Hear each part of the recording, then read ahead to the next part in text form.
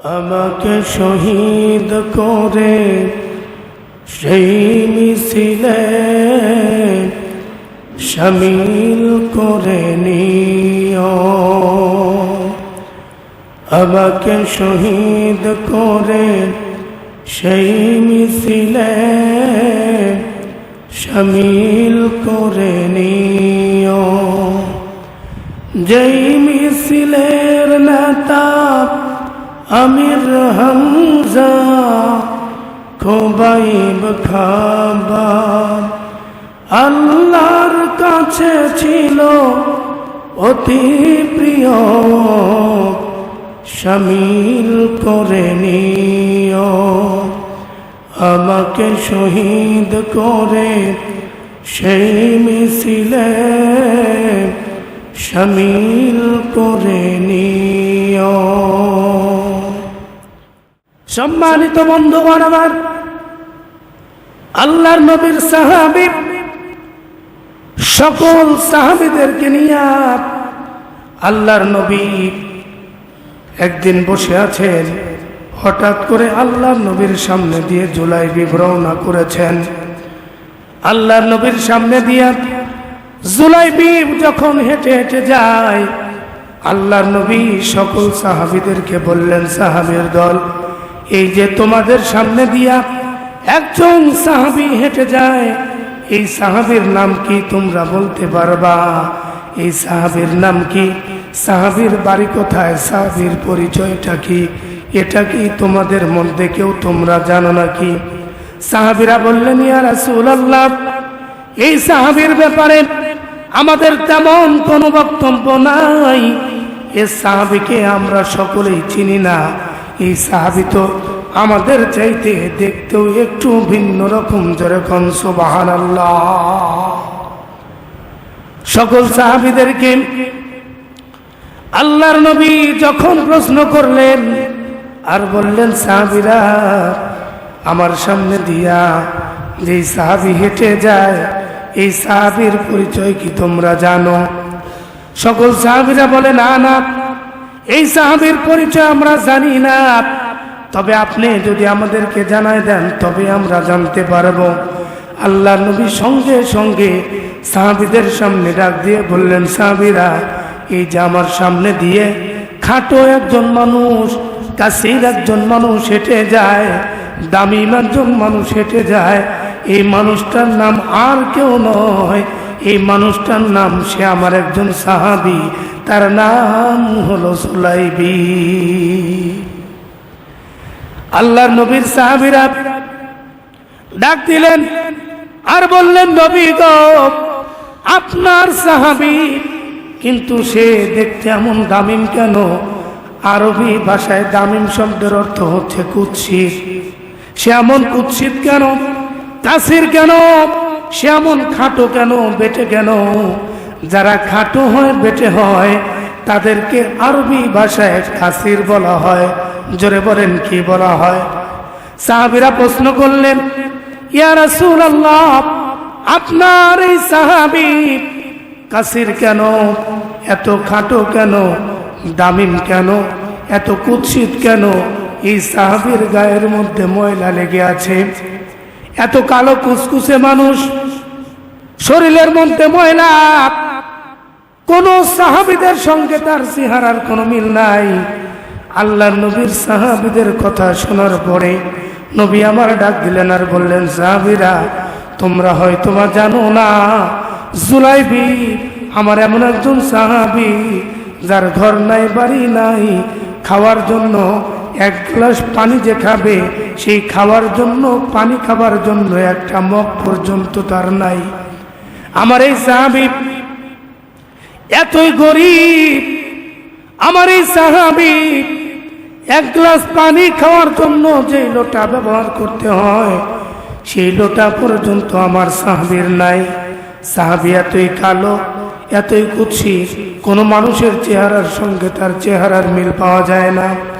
আমার এই সাহাবীটা এমন একজন গরিব সাহাবী। শুধুই তাই নয়, আমার এই সাহাবীর বংশ পরিচয় পর্যন্ত নাই, বংশের কোনো মর্যাদাও এই সাহাবীর নাই। আল্লাহর নবীর সাহাবীরা শুনলেন। আল্লাহর নবী ডাক দিলেন, জুলাইবি একটু আমার কাছে এসো।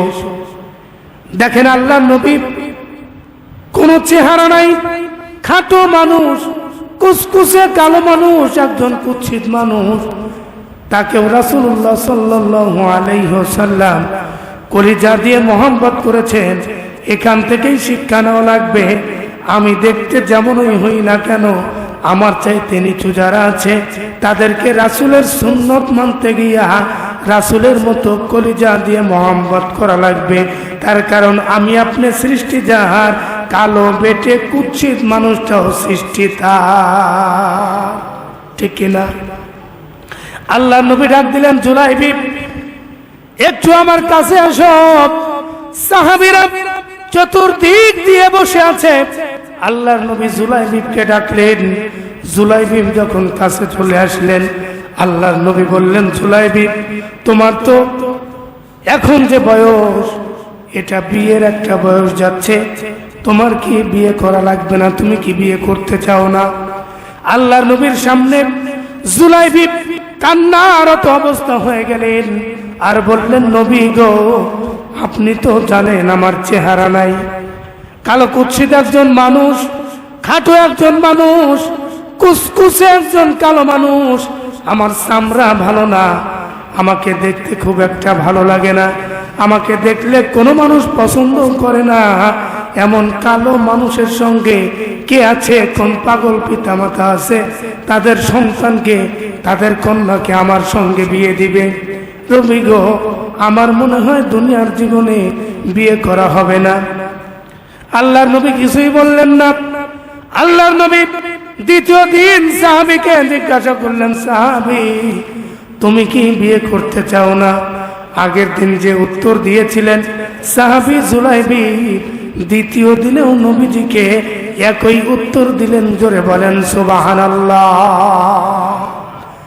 আল্লাহর নবী শুনলেন, কিছুই বললেন না। আবার তৃতীয় দিন নবী আমার সাহাবীকে ডাকলেন আর বললেন, জুলাইবি তোমার কি বিয়ের প্রয়োজন নাই? তুমি কি বিয়ে করতে চাও না? আল্লাহর নবীর সাহাবী তৃতীয় দিনও একই প্রশ্নের উত্তর দিলেন। নবীজি শুনলেন আর বললেন, জুলাইবি চিন্তার কোনো দরকার নাই, এই মক্কা মদিনার সবচাইতে ধনাঢ্য পরিবার আর সুন্দরী মেয়ে দেখে আমি রাসূল তুমি জুলাইবিবকে বিয়ে করায় দেব। চিৎকার দিয়ে বলেন সুবহানাল্লাহ। বলেন তো রাসূলের জবান দিয়ে যেটা বের হয়েছে এই কথাটা মূলত বলিয়েছেন কে? আল্লাহর পক্ষ থেকে। নবীজির জবানে এমন কথা যখন বেরিয়ে যায়, জুলাইবিব একটা মুস্কি হাসি দিলেন আর বললেন, নবীজি জানি না আমার বিয়ে হবে কি হবে না, তবে আপনার কথা শুনে এতটুকু আশ্বাস পাই, আমি জুলাইবিবের বিয়েও হবার সম্ভাবনা আল্লাহর পক্ষ থেকে ফয়সালা হয়ে গেছে। চিৎকার দিয়ে বলেন সুবহানাল্লাহ। আল্লাহর নবী জুলাইবিবকে বললেন, জুলাইবিব আমার একজন আনসারী সাহাবী আছে, অনেক বর্ণনায় নাম পাওয়া যায় কিন্তু নামটা দুর্বল হাদিসে পাওয়া যায়। এরপরে আপনাদের জানার সুবিধার্থে নামটা বলছি, আবু আয়ুব আনসারী সাহাবীর নাম। জোরে বলেন নাম কি? আবু আয়ুব আনসারী। এই আবু আয়ুব আনসারী মদিনার বুকে অনেক ধনাঢ্যশীল একজন ব্যক্তি, অনেক ধন সম্পদের মালিক এবং তার একজন সুন্দরী রূপবতী গুণবতী একটা মায়াবতী কন্যা আছে। এতই সুন্দর মদিনার মধ্যে ওর চাইতে ওই সময়ে আর তার চাইতে বেশি সুন্দর কোনো মেয়ে ছিল না। চিৎকার দিয়ে বলেন সুবহানাল্লাহ। আল্লাহর নবী জুলাইবিবকে বললেন, জুলাইবিব তুমি এক্ষুনি আমার সেই সাহাবী আবু আয়ুব আনসারীর বাড়িতে চলে যাও এবং সেখানে গিয়ে তুমি বিয়ের প্রস্তাব দাও। গিয়ে বলবে, নবীজি আমাকে পাঠিয়েছেন আপনার মেয়ের বিয়ের ব্যাপারে। সাহাবী জুলাইবিব বলে, নবী গো, আমার যে ভাঙ্গাচোরা চেহারা, এই ভাঙ্গাচোরা কুৎসিত চেহারা, বেটে মানুষ, আমি যদি এমন একটা পরিবারের মধ্যে বিয়ের প্রস্তাব নিয়ে যাই, বিয়ে তো দিবেই না, বরঞ্চ দৌড়ানি খাওয়ার সম্ভাবনা আছে না নাই? আল্লাহর নবী, আমি তো সাহস পাই না, তবে আপনি যদি একটা চিঠি লিখে দেন, আমি আপনার চিঠি মোবারক নিয়ে গিয়ে মেয়ের বাবার হাতে দিয়ে দিলে আমার উপরে তারা ছড়াও হবে না। চিঠির মধ্যে আপনার দস্তখত দেখলে সঙ্গে সঙ্গে হয়তোবা তারা রাজি হয়ে যাবে। চিৎকার দিয়ে বলেন সুবহানাল্লাহ। যদিও খাটো মানুষ, বুদ্ধি আছে না নাই? জোরে বলেন আছে না নাই? হযরতে আলী, নবীর মেয়ের জামাতা, তিনিও কিন্তু 4 জন বড় বড় সাহাবীদের মধ্যে একটু খাটো ছিলেন। তাকে নিয়ে সাহাবীরা অনেক সময় অনেক রকম উপহাস করতেন, কিন্তু উপহাসগুলো আমাদের মতো নয়, ইসলামিক দৃষ্টি মেনে, মাইন্ড মেনে উপহাস করতেন। চিৎকার দিয়ে বলেন সুবহানাল্লাহ। আল্লাহর নবী একদিন খেজুর খেতে বসলেন, হযরত আলীকে সঙ্গে নিয়ে বসলেন। জামাই শ্বশুর 2 জন মিলে খেজুর খায়, কিন্তু নবী আমার খেজুর খায় আর খেজুরের বিচিটা মুখ থেকে বের করে আলীর জায়গাতে রেখে দেয়। আলী খেজুর খায়, মুখ থেকে খেজুর বের করে নিজের জায়গায় রেখে দেয়। কিন্তু খাওয়া দাওয়া যখন শেষ হয়ে গেল, নজর করে দেখা গেল আলীর সামনে অনেকগুলো বিচি আর রাসূলের সামনে কোনো বিচি দেখা যায় না। আল্লাহ নবী বললেন, সাহাবীরা তোমরা একটু তাকায় দেখো, আমার মেয়ের জামাতা হযরতে আলী এতই ক্ষুধা লাগছে, এমন খাওয়া খাইছে, আমি যা খাইছি তার চাইতে সে ডবল খেয়ে ফেলছে। আল্লাহ নবী যখন এমন কথা বলে ফেললেন, হযরতে আলী শ্বশুরের প্রশ্নের জবাব দিতে গিয়ে বললেন, সাহাবীরা তোমরাই বলো, যে বিসি সহকারে খায় তার ক্ষুধা বেশি, নাকি যে বিসি বের করে করে বিসি রেখে রেখে বিসিকে বাদ রেখে খায় তার ক্ষুধা বেশি? সকলেই বুঝতে পারলেন কথাটা নবীকে বলেছে, কিন্তু সাহাবীরা জানে ওই বিচিগুলো সব আলীর নয়, রাসূলের বিচিও আলীর ভাগে। কথা বলেন ঠিক কিনা?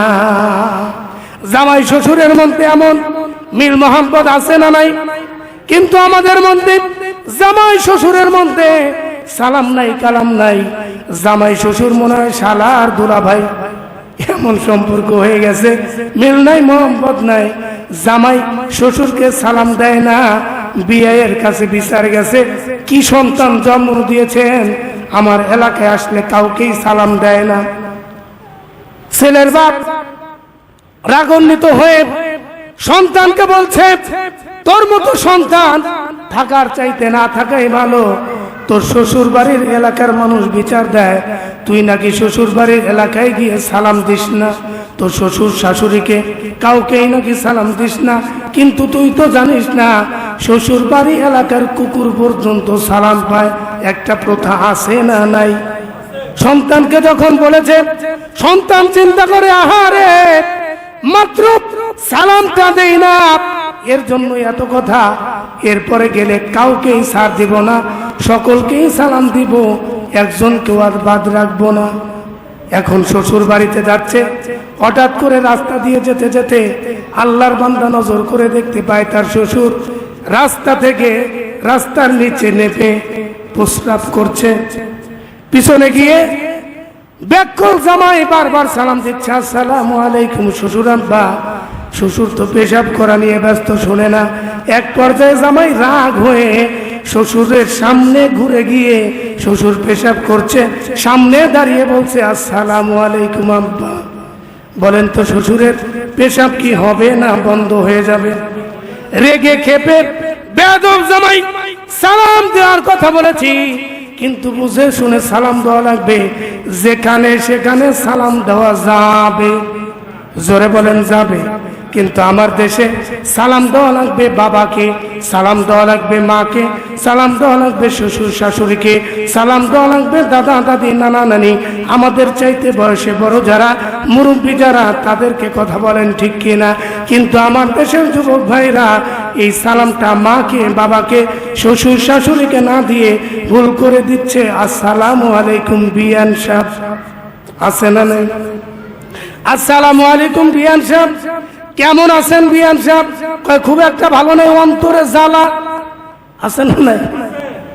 সালাম দেওয়া লাগবে মুরব্বীদেরকে, বাবা মা শ্বশুর শাশুড়ি নানা নানি দাদা দাদিদেরকে। কিন্তু সালাম ঠিক আছে, কিন্তু দেওয়ার জায়গা ভুল করে মাকে বাবাকে না দিয়ে বিয়ানকে দিচ্ছে। বলেন তো সওয়াব হবে না গুনাহ? আবার দেখবেন রাস্তাঘাটে বোরকা পরা যে কোনো মহিলাদেরকে দেখলে মানুষ সালাম দিয়ে বলে আসসালামু আলাইকুম খালা আম্মা, আর যদি বোরকা ছাড়া হয় তাহলে বলে আসসালামু আলাইকুম আপা, একটু পরে ওরে খেপার খেপা। কতক্ষণ ঠিক কিনা? কিন্তু সালাম তো লাগবে বুঝে শুনে।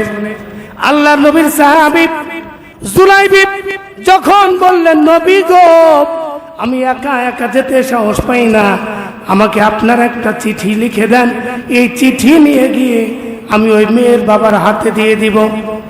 আল্লাহ নবী সঙ্গে সঙ্গে একটা চিঠি লিখলেন। রাসূল লিখতে পারতেন না, সাহাবীদেরকে দিয়ে লেখাইলেন।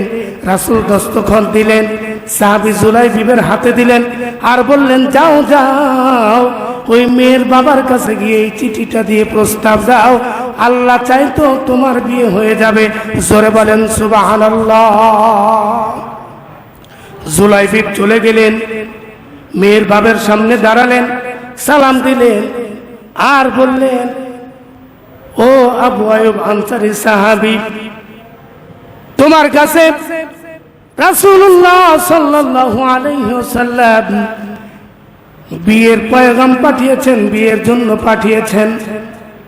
মেয়ের বাবা আবু আয়ুব আনসারী শোনার সঙ্গে সঙ্গে খুশিতে আত্মহারা হয়ে গেলেন, আর বললেন আহারে, রাসূল যদি আমার মেয়েকে বিবাহ করে, রাসূল আমার আত্মীয় হবে, এর চাইতে বড় সৌভাগ্য আর কি হতে পারে? মেয়ের বাবার আনন্দ দেখে আল্লাহর নবীর সাহাবী জুলাইবিব ডাক দিলেন, আর বললেন ও আবু আয়ুব, তুমি জানো না এই বিয়ের প্রস্তাবটা রাসূলের জন্য না, এই নাও চিঠি, আল্লাহর রাসূল আমাকে দিয়ে তোমার মেয়ের সঙ্গে বিয়ে করানোর জন্য প্রস্তাব পাঠিয়েছেন। চিৎকার দিয়ে বলেন আল্লাহু আকবার। আল্লাহ নবীর সাহাবী আবু আয়ুব আনসারী যখন ওই চিঠিটা হাতের মধ্যে পেলেন, পাওয়ার সঙ্গে সঙ্গে মনটা তার ভারাক্রান্ত হয়ে গেলেন, কিন্তু না না কিছুই তো বলতে পারে না। আবু আয়ুব আনসারী জুলাইবিবকে বাড়ির মধ্যে এনে বসালেন, আর বললেন আমি একা একা সিদ্ধান্ত দিতে পারবো না, আমার বিবির সঙ্গে পরামর্শ করে এরপরে সিদ্ধান্ত দেওয়া লাগবে। কথা বলেন ঠিক কিনা? এখন বর্তমান সময়েও মেয়ের বাবার চাইতে সিদ্ধান্ত নেয় মেয়ের মা বেশি। কথা বলেন ঠিক কিনা? অধিকাংশ পরিবারগুলো মেয়ের বাবা পরিচালনা না করে মেয়ের মায়েরা করছে, যার কারণে অনেক সংসারে, মেয়েদের সংসারে সম্পর্ক খুব একটা ভালো হচ্ছে না।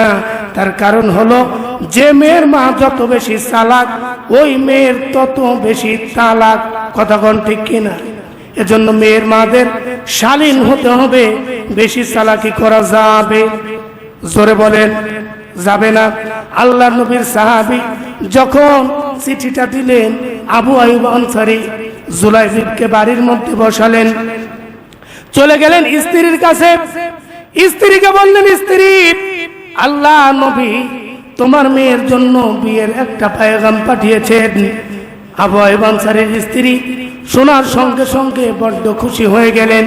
রাসূল আমার আত্মীয় হবে, নবী আমার মেয়েকে বিয়ে করবে, এর চাইতে বড় সৌভাগ্য আর কি হতে পারে? আবু আয়ুব আনসারী বললেন, না না না, রাসূল বিয়ে করবেন না।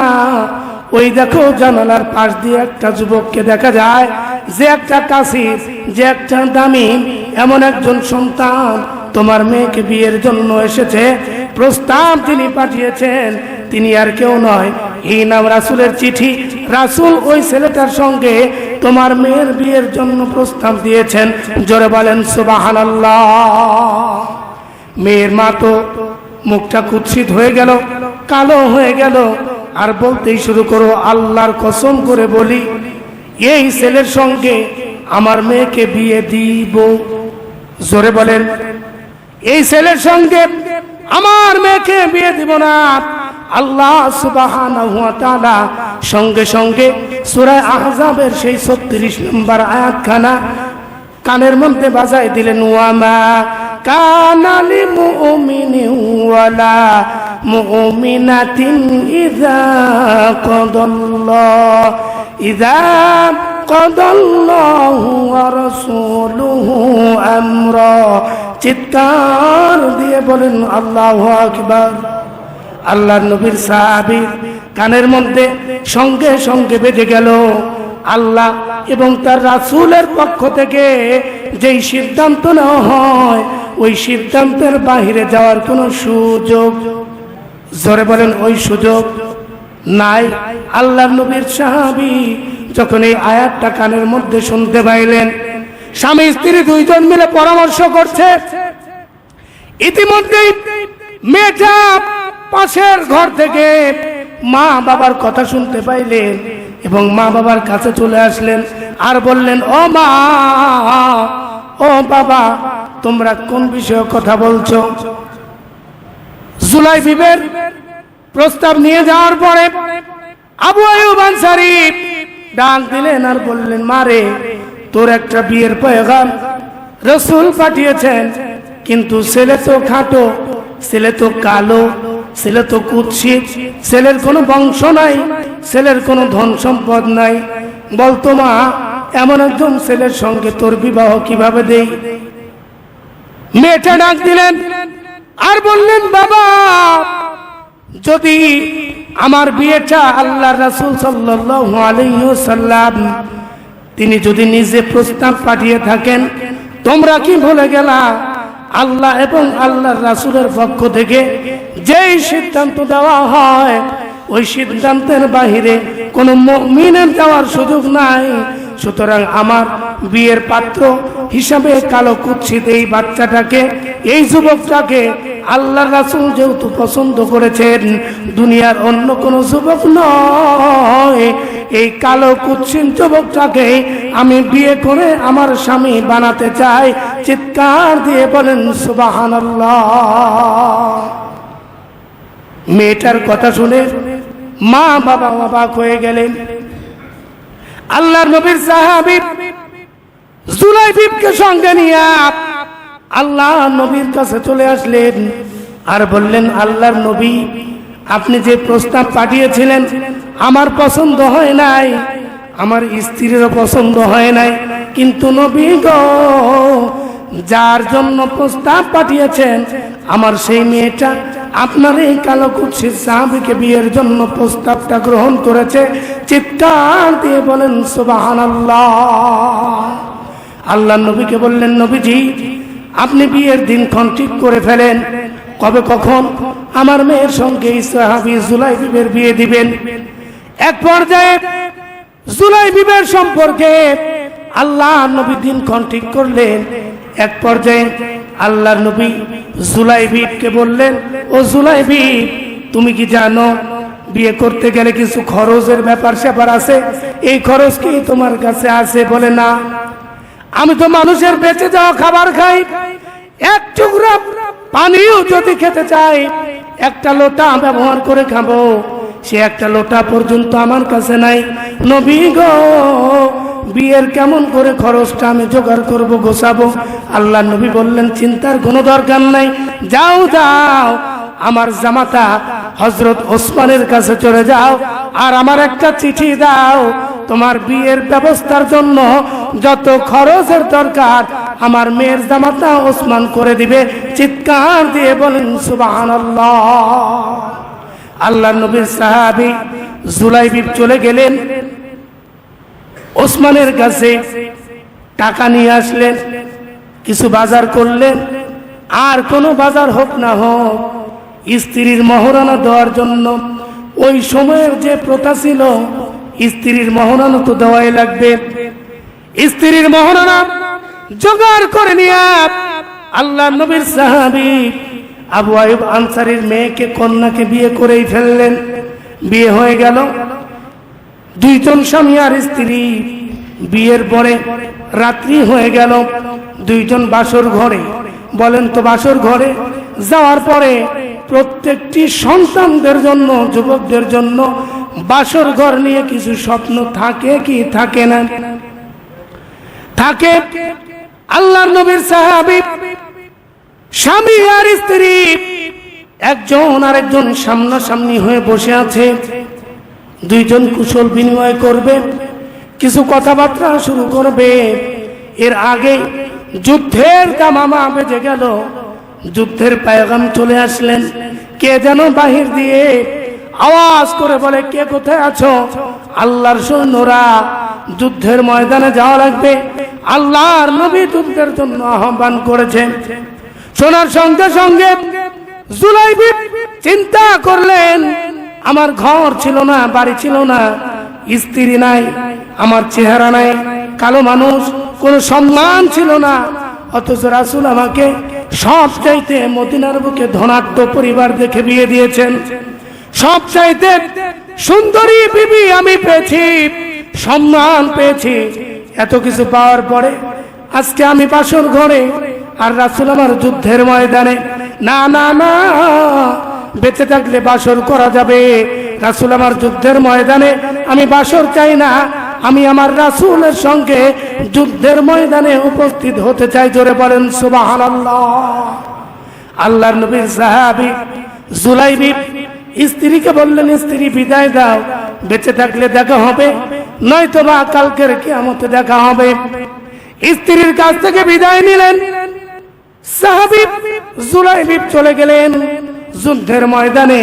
খাটো মানুষ, বীরের সঙ্গে অস্ত্র নিয়ে ওই যুদ্ধের ময়দানে চলে গেলেন। একাই লড়াই করে 7 জন কাফেরকে শহীদ করে, 7 জন কাফেরকে হত্যা করে জাহান্নামের চৌরাস্তায় পৌঁছাই দিলেন। চিৎকার দিয়ে বলেন সুবহানাল্লাহ। যুদ্ধ সমাপ্ত হয়ে গেল। সকল সাহাবীদের লাশ এক জায়গায় জড়ো করা হলো। আল্লাহর নবী সকল সাহাবীদের মুখের কাপড়গুলো সরিয়ে সরিয়ে দেখলেন, আর বললেন, সাহাবীরা, এখানে যতগুলো লাশ আছে এদের মধ্যে আমার হাবিবের লাশটা আমি দেখতে পাই না, আমার বন্ধুর লাশটা আমি দেখতে পাই না। আমার বন্ধুর লাশটা কোথায়? আল্লাহর নবী পাগল পারা হয়ে গেলেন। সাহাবীদেরকে সঙ্গে নিয়ে নিজেই যুদ্ধের ময়দানে তন্ন তন্ন করে খুঁজতে লাগলেন। এক পর্যায়ে একটা জায়গার মধ্যে আল্লাহ নবী দেখতে পাইলেন 7 জন ব্যক্তি পড়ে আছে। মাঝখানে একটা ছোট্ট বেটে মানুষ, খাটো মানুষ দেখা যায়, উপর হয়ে পড়ে আছে। আল্লাহ নবী গেলেন, 7 জনকে সরালেন, নিজ হাতে জুলাইবিবের মাথাটা যখন নিজের দিকে করলেন, আল্লাহ নবীজি হাও মাও করে কেঁদে দিলেন। আরে জুলাইবিব, সম্পদ ছিল না, মা বাবার পরিচয় নাই, কালো কুৎসিত মানুষ, আমি তোকে বিয়ে করাই দিলাম, বাসর ছেড়ে তুই আমার ডাকে সাড়া দিয়ে তুই এই যুদ্ধের ময়দানে এসে শহীদ হয়ে গেলি, 7 জন কাফেরকে হত্যা করে দিলি। রাসূল আমার নিজ হাতে জুলাইবিবের মাথাটা তার পবিত্র উরাতের মধ্যে নিয়ে আল্লাহ নবী কান্না করছে। হঠাৎ করে আল্লাহ নবী জুলাইবিবের মাথাটা ডান দিকে ঘুরিয়ে দিলেন। সাহাবীরা বললেন, নবীজি, জুলাইবিবের মাথাটা আপনি ডান দিকে কেন ঘোরালেন? আল্লাহ নবী বললেন, সাহাবীরা, তোমরা তো জানো না, মদিনার সবচাইতে ধনাঢ্য পরিবার, সবচাইতে সুন্দরী মেয়ে দেখে আমি জুলাইবিবকে বিয়ে করাই দিলাম, কিন্তু বাসর ফেলে রেখে আমার জুলাইবিব আল্লাহ যাকে সাড়া দিয়ে আমি রাসূলকে মহব্বত করে ভালোবেসে যুদ্ধের ময়দানে হাজির হয়ে গেছে, শাহাদাত বরণ করেছে, যার কারণে জান্নাত থেকে হাজার হাজার নয়, শত শত নয়, লক্ষ লক্ষ হুরেরা এই সাহাবী জুলাইবিবকে বরণ করার জন্য রওনা দিয়েছে। চিৎকার দিয়ে বলেন সুবহানাল্লাহ। আল্লাহর নবী বললেন, তোমরা জানো না আমার সাহাবী জুলাইবিব বড় লাজুক প্রকৃতির মানুষ, এই জন্য হুরেদেরকে দেখে আমার সাহাবী জুলাইবিব লজ্জা পাবে। এজন্য আমি তার চেহারাটাকে ওই হুরদের দিক থেকে ডান দিক করে আমার দিকে ঘুরিয়ে নিলাম। চিৎকার দিয়ে বলেন সুবহানাল্লাহ। আর আল্লাহ নবী জুলাইবিবের মাথায় বারবার হাত বুলালেন আর বললেন আলা মিন্নি আনা মিন্নি ওয়া আনতা মিন্নি। এ জুলাইবিব, তুই আমার আমিও তোর, তুই আমার আমিও তোর, আমি তোর তুইও আমার। জোরে বলেন সুবহানাল্লাহ। দুনিয়াতে যদি রাসূল আমার হয়ে যায় আর আমিও যদি রাসূলের হয়ে যাই, আর কি কোনো টেনশন আছে?